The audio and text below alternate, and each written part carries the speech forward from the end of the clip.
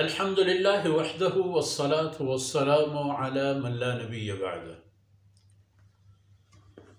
سبحانك لا علم لنا إلا ما علمتنا إنك أنت العليم الحكيم. رب اشرح لي صدري ويسر لي أمري واحلل عقدة من لساني يفقه قولي واجعل لي وزيرا من أهلي. رب زدني علما وارزقني فهما ثم أما بعد. گرامی قدر بھائیوں، بہنوں اور پیارے بچوں، اصل میں کل کی بات ادھوری رہ گئی اور بیچ میں ایک فنی مسئلہ پیش آیا جس کی وجہ سے ہم بات آگے نہیں بڑھا پائے. تو اس بات کی تکمیل آج انشاءاللہ چند منٹوں میں اللہ کی توفیق سے سعادت حاصل کریں گے.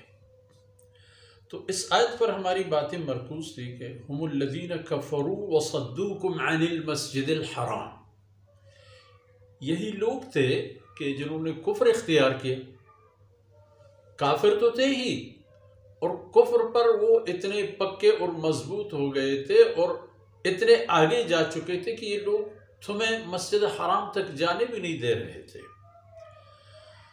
تو اور جو قربانی کے حیوانات جن کی ذبح کی جگہ بھی حدود حرم ہے، ان کے معنی بھی ہو گئے. تو گویا کہ انہوں نے جرم در جرم کیے، اور ان کا ہر ایک عمل کفر تھا، اور ان کا ہر ایک عمل اللہ رب العزت کی غضب کو دعوت دینے والا قدم و عمل تھا.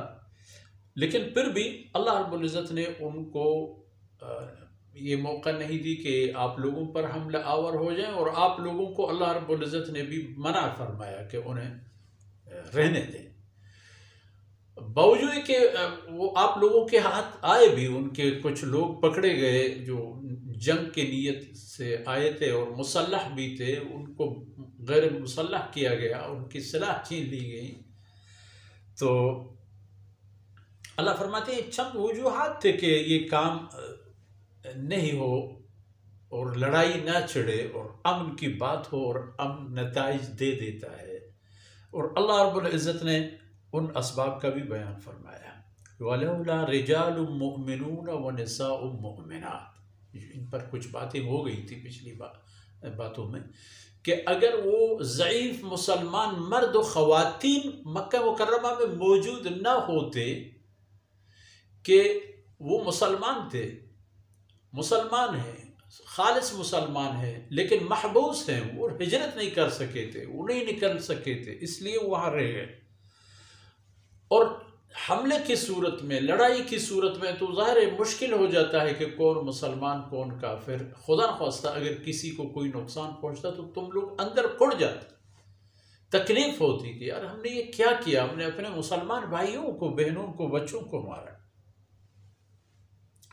یہ ایک بات.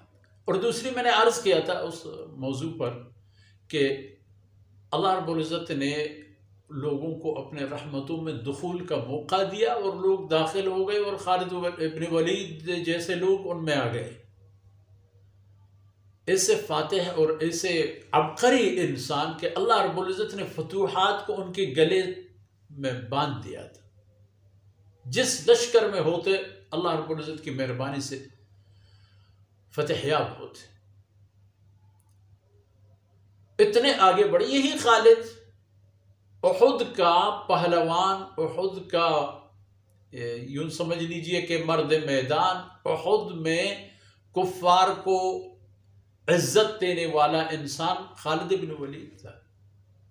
ان کے حکمت عملی سے جو مسلمانوں کی کوتاہیوں کے وقتی آزمائش تھی، مسلمانوں کے عدم احتیاط کی وجہ سے جو صورتحال پیدا ہوا تھا، اس کو حضرت خالد بن ولید نے کیش کیا، اور مسلمانوں کا پلہ ہلکا پڑ گیا اور مشرکین کا پلہ بھاری ہو گیا.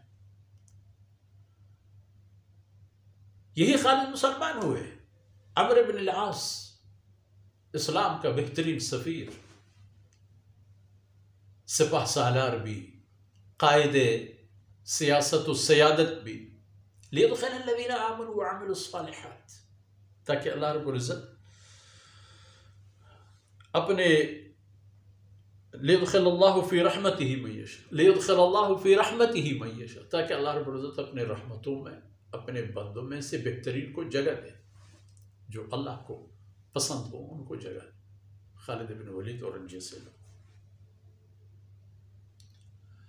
فرماتے ہیں اگر یہی باتیں نہ ہوتی، ولو تزیلوا، اگر مسلمانوں کا ضعیف الحال مسلمانوں کا بے بس مسلمانوں کا جو مکہ مکرمہ میں محبوس تھے، وہ ایک طرح کے قیدی تھے وہ لوگ، اگر وہ لوگ الگ ہوتے کفار کے اور مشرکین کی ان جماعتوں سے تو پھر دیکھ لیتے دنیا، تو وہ لوگ بھی دیکھ لیتے کہ ان پر کیا بلا نازل ہوتا۔ لعذبنا الذین کفروا منہم عذابا الیما، یہی ایک بات اگر نہ ہوتی تو ہمیں لوگوں کو پر عذاب مسلط فرما دیتے، ان پر میں اپنے عذاب نازل فرما دیتا، اتنے سخت کہ وہ اس کے درد وہ کبھی نہ بھول جاتے۔ عذابا الیما، انتہائی دردناک قسم کے عذاب میں ان لوگوں پر نازل فرما دیتا، مسلط کر دیتا، لیکن ان ضعیف مسلمانوں کی برکت سے میں نے اس عذاب کو رحمت میں تبدیل فرمایا۔ لیدخل اللہ فی رحمتہ من یشاء، اور اللہ کی رحمتوں میں لوگ داخل ہو گئے، اور پھر اللہ رب العزت نے جب فتوحات کا اگلا سیکشن کھول دیا اور فتح مکہ کا جب موقع آیا تو اس پر اس آیے کریمہ کی اور بھی دروازے کھل گئے، اس کی مصداق اور بھی تکمیل ہو گئے اور بھی بہترین نتائج آئے۔ اور اس کے بعد پھر نوبت یہاں آ گئی کہ وَرَأَيْتَ النَّاسَ يَدْخُلُونَ فِي دِينِ اللَّهِ أَفْوَاجًا،